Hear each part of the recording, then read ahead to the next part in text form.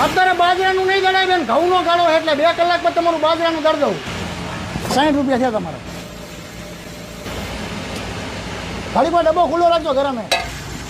બેન અમુક અહીંયા દાણા વેરાઈ જાય, અમુક ઉડી જાય, અમુક બરી જાય. આમાં તમે 14 કિલો આપ્યો કે 14 કિલોનો 14 કિલો લોટ નો આવે. હવે તો મારે બેન મારી નજર સામે જ દરાવું છે. હા તો વાંધો નહીં, બેજો. મારે શું, અમે કઈ કાઢી નથી લેતા અહીંયા.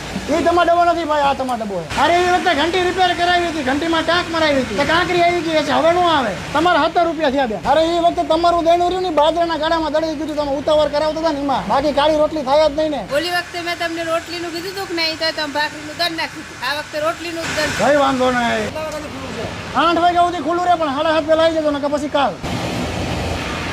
હે ના, રવિવારે બંધ નથી રાખતા, પણ આ રવિવારે હું પ્રસંગમાં બહાર ગયો હતો ને એટલે બંધ હતું.